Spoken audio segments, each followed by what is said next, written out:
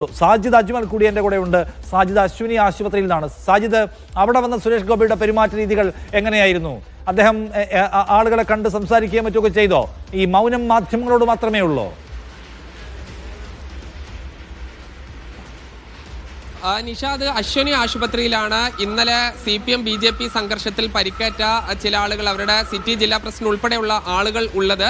അവിടെ വന്ന് ഈ BJPയുടെ നേതാക്കളെയും പ്രവർത്തകരെയും കണ്ടു. പിന്നീട് ഈ ആശുപത്രിക്ക് അകത്ത് നിന്ന് ഈ മാധ്യമങ്ങളോട് ചെയ്തതിനെല്ലാം തന്നെ നന്ദി എന്ന് പറഞ്ഞ് ആശുപത്രിയുടെ കോറിഡോറിലൂടെ വളരെ പെട്ടെന്ന് പോവുകയായിരുന്നു. അദ്ദേഹത്തോട് നമ്മൾ പലതവണ ചോദിച്ചു, അതിന് ഉത്തരമില്ല, മൗനം മാത്രമാണ്. പിന്നീട് ഈ ഗോവണി വഴി ഇറങ്ങണം, നമ്മളും ക്യാമറയും രണ്ട് ഭാഗത്തായതുകൊണ്ട് അപ്പോൾ ചോദിച്ചിട്ട് അത് പ്രേക്ഷകരിൽ എത്താൻ കഴിയില്ല. പിന്നീട് ഈ അദ്ദേഹം കാറിലേക്ക് എത്തുന്നതിന് മുൻപ് ആശുപത്രിയുടെ മുൻഭാഗത്ത് വെച്ച് പലതവണ അദ്ദേഹത്തോട് ചോദിച്ചു. അദ്ദേഹത്തിന്റെ സുരക്ഷാ ഉദ്യോഗസ്ഥർ മൈക്ക് തട്ടിമാറ്റാൻ പരമാവധി ശ്രമിക്കുന്നുണ്ടായിരുന്നു. പക്ഷേ നമ്മൾ ചോദ്യങ്ങൾ ചോദിച്ചുകൊണ്ടേയിരുന്നു. പക്ഷേ അദ്ദേഹത്തിന് ഒന്നും മിണ്ടാനില്ല, ഒന്നും ഉരിയാടാനില്ല. അദ്ദേഹം പൂർണ്ണമായി മൗനത്തിലാണ് എന്നുള്ളതാണ്. നേരെ അദ്ദേഹം കാറിലേക്ക് കയറുകയാണ്. കാറിന് അടുത്ത് കയറുന്നത് വരെ അദ്ദേഹത്തോട് നമ്മൾ ചോദ്യങ്ങൾ ചോദിച്ചുകൊണ്ടേയിരുന്നു.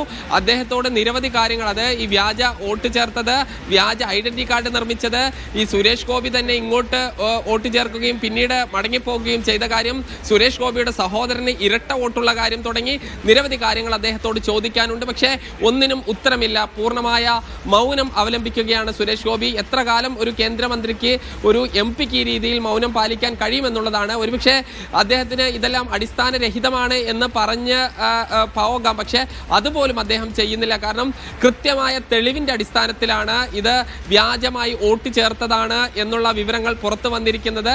അത് ഈ ക്യാപിറ്റൽ വില്ലേജ് 4th C എന്ന ഒരു അപ്പാർട്ട്മെന്റിന്റെ ഒരു ഉദാഹരണം മാത്രം നോക്കുമ്പോൾ അത് കാണാം. അത് കൂടാതെ നിരവധി ഉദാഹരണങ്ങൾ ഈ വഴിയായി വന്നുകൊണ്ടിരിക്കുകയാണ്. പക്ഷെ അദ്ദേഹം ഒന്നിനും മറുപടിയില്ലാതെ മൗനം, പൂർണ്ണ മൗനം തുടർന്നുകൊണ്ടിരിക്കുകയാണ്. നിഷാദ്, പൂർണ്ണ മൗനം തുടരുകയാണ് തൃശ്ശൂരിലെ MP സുരേഷ് ഗോപി. മാധ്യമങ്ങൾ എന്തോ അപരാധം ചെയ്യുന്നു, പ്രതിപക്ഷം എന്തോ ദുരാരോപണം ഉന്നയിക്കുന്നു എന്ന മുഖഭാവം കൊണ്ടുണ്ടാക്കാനാണ് അദ്ദേഹം ശ്രമിക്കുന്നതെന്ന് തോന്നുന്നത്. പക്ഷേ പരാജയപ്പെടും. കാരണം സുരേഷ് ഗോപിയുടെ വോട്ട് മാറ്റിയത് ചോദ്യമാണ്.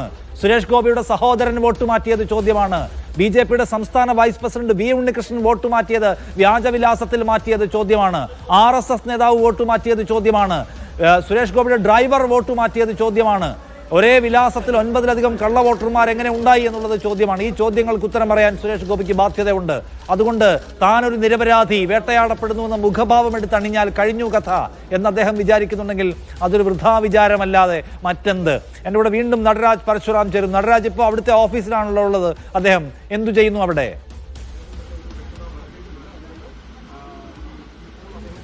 ചോദ്യങ്ങൾ ബാക്കിയാണ്. നിഷാദ് പറഞ്ഞു തുടരുകയാണെങ്കിൽ 1-2 ചോദ്യങ്ങൾ കൂടിയുണ്ട്. വരവൂരിലെ ഹരിദാസന്റെ വോട്ട് എങ്ങനെയാണ് തൃശ്ശൂരിലെത്തിയത്? അതിനുശേഷം ഹരിദാസന്റെ വോട്ട് എങ്ങനെ അവിടെ നിന്നും അപ്രത്യക്ഷമായി?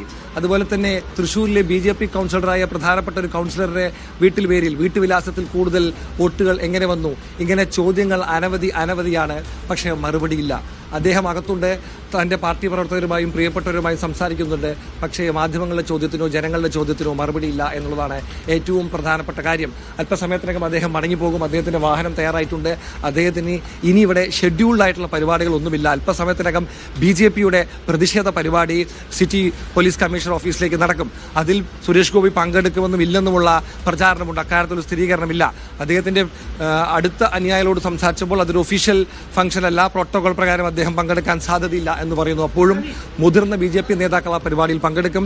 BJP ഒരു ഷോ ഓഫ് സ്ട്രെങ്ത് ആണ് അവിടെ കാണിക്കാൻ ഉദ്ദേശിക്കുന്നത്. കാരണം വലിയ പ്രതിരോധത്തിലായിരുന്നു പാർട്ടി. നമ്മുടെ വെളിപ്പെടുത്തലിന് പിന്നാലെ വലിയ പ്രതിരോധത്തിലാണ് പാർട്ടി. അതുകൊണ്ട് തന്നെ ഒരു ഷോ ഓഫ് സ്ട്രെങ്ത് ആണ് കമ്മീഷണർ ഓഫീസിലേക്കുള്ള മാർച്ചിൽ BJP ലക്ഷ്യമിടുന്നത്. മുതിർന്ന നേതാക്കളെ അണിനിരത്തി ഇത്തരം ആരോപണങ്ങളും പ്രശ്നങ്ങളും ഒന്നും തന്നെ തങ്ങൾക്ക് കോട്ടം തട്ടിച്ചിട്ടില്ല എന്ന് ഒരു സന്ദേശം പുറത്തു നൽകാൻ പാർട്ടി ശ്രമിക്കുന്നു. പക്ഷേ അപ്പോഴും ചോദ്യമുണ്ട്, നിങ്ങളിതൊക്കെ ചെയ്തോളൂ, പക്ഷേ ചോദ്യങ്ങൾക്ക് മറുപടിയില്ല എന്നുള്ളതാണ് കാര്യം. മൗനം ഭഞ്ജിക്കൂ മുനേ എന്നോ മറ്റോ വയലോപ്പള്ളി എഴുതിയതായി ഞാൻ ഓർക്കുന്നു, കൃത്യമായ വരി അറിയില്ല. പക്ഷേ മറുപടിയില്ല എന്നുള്ളതാണ് കാര്യം. നിഷാദ്, യെസ്, സുരേഷ് ഗോപിക്ക് മറുപടി പറയാൻ കഴിയുന്നില്ല. അദ്ദേഹത്തിനെതിരെ ഉയർന്നു വരുന്ന വളരെ സ്പെസിഫിക് ആയിട്ടുള്ള ആരോപണങ്ങളല്ല, അവ വെളിപ്പെടുത്തലുകൾ, അവ സത്യങ്ങൾ, തുറന്നു കാട്ടപ്പെട്ട സത്യങ്ങൾ. അവയ്ക്ക് മറുപടി പറയാൻ സുരേഷ് ഗോപി സന്നദ്ധനാകുമോ എന്നാണ് ചോദ്യം. ഇപ്പോൾ തൃശ്ശൂരിലെ MP ഓഫീസിലാണ് അദ്ദേഹം ഉള്ളത്. പ്രവർത്തകരുമായി സംസാരിക്കുന്നു. അല്പസമയം മുമ്പ് അദ്ദേഹം ആശുപത്രിയിലായിരുന്നു. അവിടെയും പരിക്കേറ്റ പ്രവർത്തകരെ കാണുന്നു.